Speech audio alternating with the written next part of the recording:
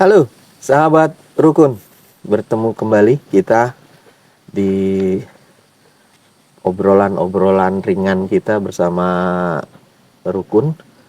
Kali ini kita akan punya tamu, kapten kita di bidang pangan mandiri. Seperti yang kita pahami bahwa Rukun punya beberapa misi, yang salah satunya adalah bagaimana kita mencoba untuk bisa memenuhi kebutuhan makanan kita sendiri. Nah, Rukun sudah mulai belajar untuk bisa mulai menata lahan dan membuat area-area atau tempat-tempat untuk bisa menanam tanaman pangan sendiri. Kali ini kita sudah punya kaptennya, kapten untuk pangan mandiri, yaitu Mas Adi. Selamat datang Mas Adi di Rukun. Ya, selamat pagi. Iya, terima kasih atas kunjungannya dan undangan dari Bapak Asep. Ya, jadi selama ini saya datang dari Jogja. Ya, setelah beberapa bulan di sini, saya merasakan apa yang menjadi keinginan daripada pribadi saya sendiri untuk bisa lebih menyatu dengan alam. Karena satu ya, saya dulu sekolahnya adalah di bidang pertanian. Di bidang pertanian di mana berawal dari keinginan orang tua supaya saya bisa ke jenjang yang lebih baik. Kenapa itu semua terjadi? Karena satu, saya pribadi memiliki antusias yang tinggi. Ingin menjadikan apa yang menjadi keinginan orang tua saya untuk bisa saya menjadi pribadi yang mandiri, bisa menjadi sesuatu yang sukses itu memang harus berdasar daripada saya pribadi. Saya sendiri pernah belajar di bidang pertanian, tepatnya cuma dekat di sini di Bogor. Ya. Di mana Mas Adi? Saya di OISKA. Oh, OISKA. oke. OISKA itu adalah lembaga swadaya masyarakat dari Jepang, LSM dari Jepang. OISKA sendiri bergerak di bidang pertanian dan lingkungan. Ya, mengajarkan bagaimana kita bertani, bagaimana kita untuk menjadi pribadi yang baik dan disiplin dalam setiap langkah yang ada di dalam kehidupan kita. Oh, menarik nih. Kalau saya perhatikan tuh suka ada briefing pagi, terus tiap 2 jam briefing ketemu lagi, terus itu mungkin kebiasaan yang dibangun kali ya? Kalau itu bukan cuma kebiasaan, jadi pembiasaan. Oh, pembiasaan. Pembiasaan itu adalah apa yang menjadi cita-cita daripada para pendiri OISKA. Dalam artian kita mencoba untuk setiap hari menjalankan suatu karakter, yaitu satu disiplin. Disiplin dari bangun tidur sampai dengan kita mau tidur lagi. Ya. Oke, berarti kalau di bidang pangan nih, Mas Adi kan paham lah tanaman-tanaman pangan yang ada gitu ya. Terus kita sempat ngobrol tentang ide kita pangan mandiri gitu di sini. Menurut Mas Adi gimana sebenarnya? Kalau pangan mandiri ya, secara kita harus melihat daripada ketersediaan. Ketersediaan ya. Dari ketersediaan pangan yang ada di sini, ada lahannya, faktor kesediaan sumber dayanya, itu harus semua terjalin ya secara harmoni. Ya, kalau kita sudah memiliki lahan, tapi kita tidak punya keinginan untuk mengolah lahan, itu tidak ada. Jadi tidak akan ada produksi seperti apa yang kita harapkan. Iya. Karena saya menarik juga nih, saya ya suka WA ada kawan bilang, wah sekarang makanan mahal. Ini pare aja tiga pare 10.000 ditunjukin potong-potong. Ya mungkin kalau kita perhatikan juga nggak cuma di pare aja ya, di cabai atau segala macam fluktuasinya gitu. Jadi kayaknya akan terus naik gitu. Makanya kita berpikir, masa iya sih Mas susah ya nanam, atau kenaikan harga kok bisa jadi seperti itu. Makanya saya berpikir mungkin harusnya makanan tuh kita tuh ya setiap orang tuh di kita atau minimal keluarga lah rumah mampu memproduksi sendiri ya dalam kapasitas yang mulai dari yang kecil dulu lah ya menurut saya. Nah menurut Mas Adi gimana? Kalau menurut saya pribadi, ya apa yang didukung sama Pak Asep, ya intinya untuk mencukupi kebutuhan hidup, ya untuk kebutuhan pangan pribadi, kita harus satu mencukupi dulu apa yang menjadi keinginan daripada kebutuhan kehidupan kita sehari-hari. Ya, salah satunya mungkin kalau kita perlu nasi, kita harus siapkan beras. Dari mana sumbernya? Dari padi yang kita tanam, seperti itu. Nah, salah satu contohnya untuk yang produksi yang lain, mungkin sayur-sayuran kita bisa ambil petik dari lahan yang ada di sini. Ya, kita bisa ciptakan tanaman apa yang akan kita produksi untuk memenuhi daripada kebutuhan kita.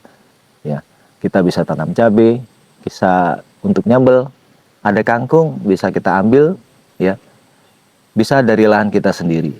Ya, sesimpel itu sebenarnya.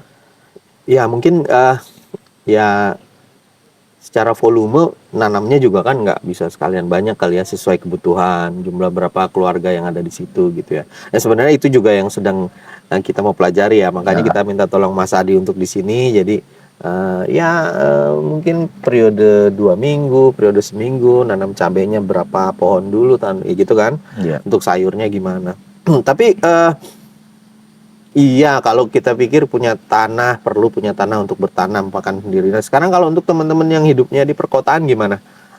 Iya kan nggak ada tanah apa segala macam, kendalanya lebih berat. Menurut Mas Adi gimana? Kalau masalah tanam itu, ya kita tidak harus memiliki lahan yang luas. Kalau untuk mencukupi kebutuhan pangan pribadi kita dan keluarga, kita bisa ambil salah satu contoh, mungkin dengan menanam di polybag, membenihkan sendiri apa yang kita makan. Sebagai satu contoh, ada tomat mungkin ya, kita makan bawa dari luar kita beli, tomatnya kita kupas, ya tah. Habis itu kita bisa lihat bijinya bisa kita semaikan. Berawal dari itu kita bisa masukkan ke polybag. Nah, dari mana polybag itu bisa tercapai? Kita buatlah suatu media tanam di dalam polybag itu, kita masukkan benih ke dalam situ dan akan tumbuhlah yang jadi apa yang kita harapkan tadi dengan pangan mandiri. Ya, secara ini mudah ya, mungkin tapi kan butuh di-assist ya, dibantu. Nah, Mas Adi mau nggak nih? Ya bantu, ibaratnya kita punya satu grup WA yang isinya mungkin nanti kalau ada teman-teman nanti yang tertarik ya untuk paham ya itu tadi menanam mulai dari biji atau tips atau triknya gimana supaya bisa ada di rumah. Kalau saya pribadi mungkin intinya sangat siap ya untuk membantu mungkin rekan-rekan yang belum mengerti bagaimana caranya budidaya sederhana. Ya termasuk saya juga. Nah, kalau panjenengan ini sebagai ownernya ya di sini ya nanti pelan-pelan lah. Yang pasti semua itu ada prosesnya.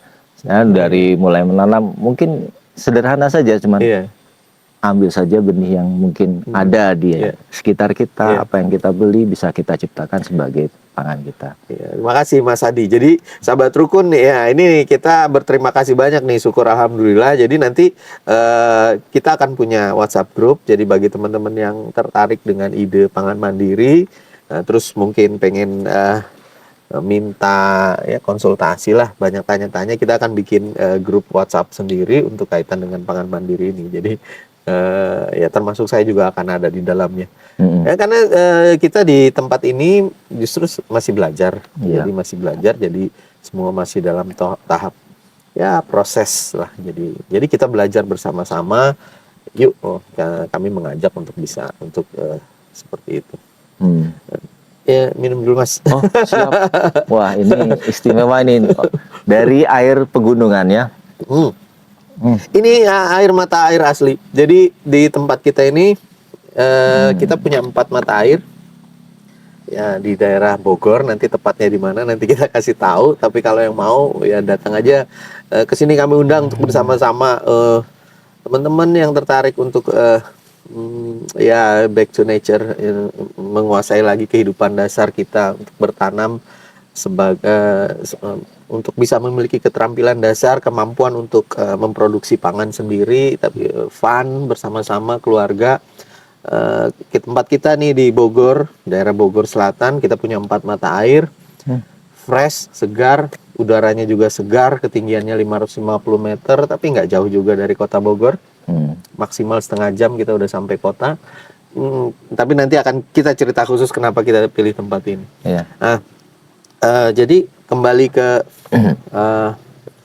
menyangkut kebiasaan. Kembali ke topik kita nih, kita kan pengen pangan. Jujur saya juga di sini nggak mudah membiasakan diri gitu, pindah ke sini, idenya semangat, wah pengen. Iya Mas, ya kan sebenarnya jujur kita juga di sini masih dalam tahap belajar. Ya ide aja gitu di awal. Kalau kita bisa menuhi pangan sendiri bagus, kali ini basic skill living gitu kan, buat kita keluarga ya anak-anak. Tapi ternyata nggak mudah. Kita udah 3 tahun tinggal di sini, menyangkut kebiasaan itu yang perlu membangun keterampilan, bahkan kadang menyiram sekalipun itu juga masih ya diselingi dengan kegiatan-kegiatan yang lain. Nah, menyangkut kebiasaan ini gimana nih? Yang kita udah ada tanahnya aja masih repot, apalagi mungkin yang teman-teman berpikir saya tinggal di kota, lahannya kecil apa segala macam gitu. Gimana menurut Mas Adi? Kalau melihat masalah kebiasaan, sebenarnya kita harus mulai mendisiplinkan diri dulu. Satu ya, yang paling sederhana yaitu ya, kalau memang kita bangun tidur, kita kadang ada rasa malas tuh. Iya. Masih mau bangun atau enggak. Yang penting kita niatin aja dulu langsung bangun. Tapi ada beberapa jeda yang harus kita siapkan untuk itu. Jadi kita juga harus merapikan tempat tidur sederhana banget.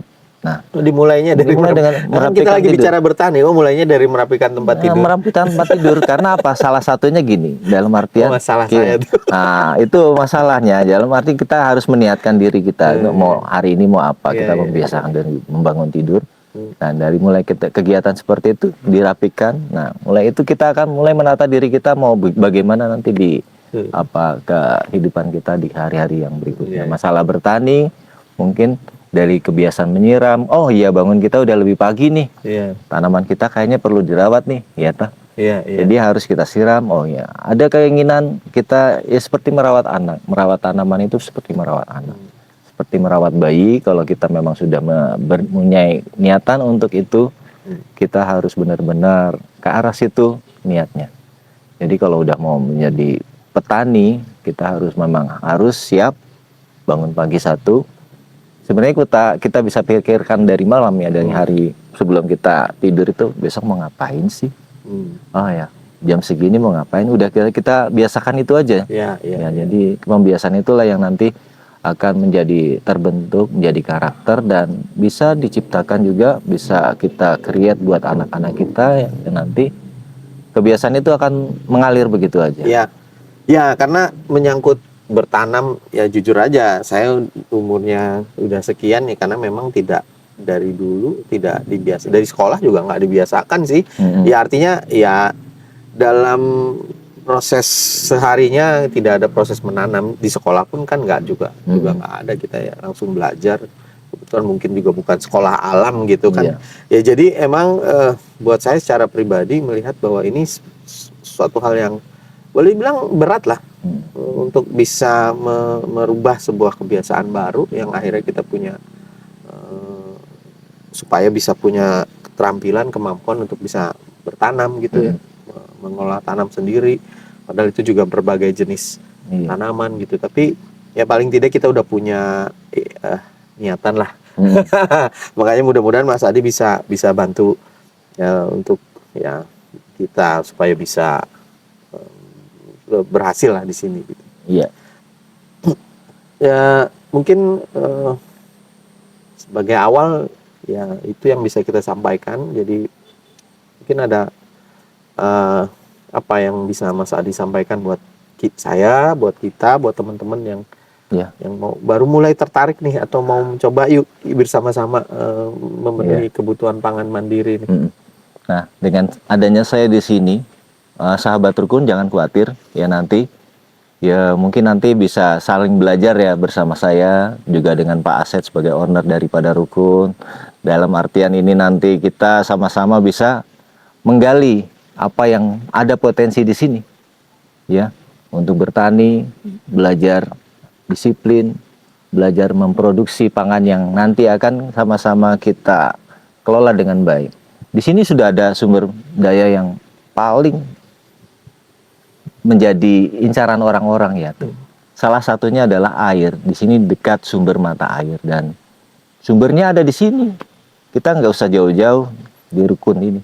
Ya. Sumber mata air yang bisa menghidupi semua dari pertanian, untuk perkebunannya juga bisa dikelola, tanamannya juga nanti akan menghasilkan dengan baik. Jangan lupa untuk tanamannya, kalau kita memang sudah berusaha istilahnya menanam, jangan lupa memeliharanya. Karena itu lebih sulit daripada sekedar menanam. Ya, mungkin pesan itu dari saya. Yang penting tetap semangat dan selalu berusaha sebaik mungkin menjadi petani mandiri.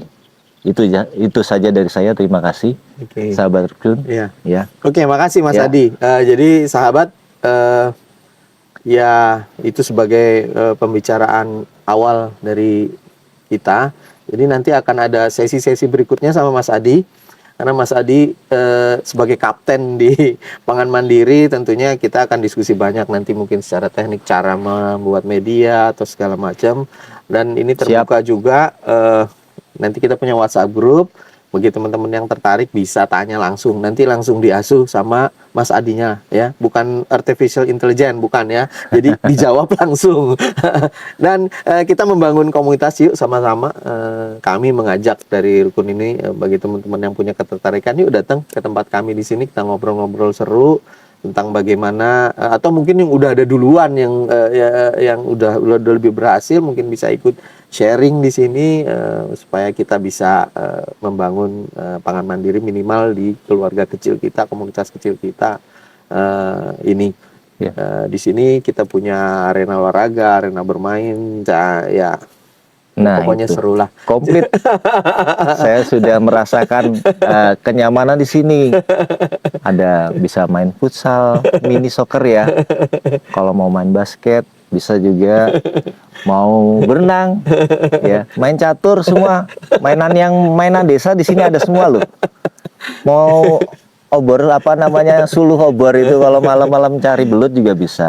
Oke, baik. Terima kasih. Kita tentunya akan bertemu lagi di obrolan-obrolan menarik bersama kapten kita Mas Adi berikutnya. Terima kasih. Wassalamualaikum warahmatullahi wabarakatuh. Sampai jumpa lagi.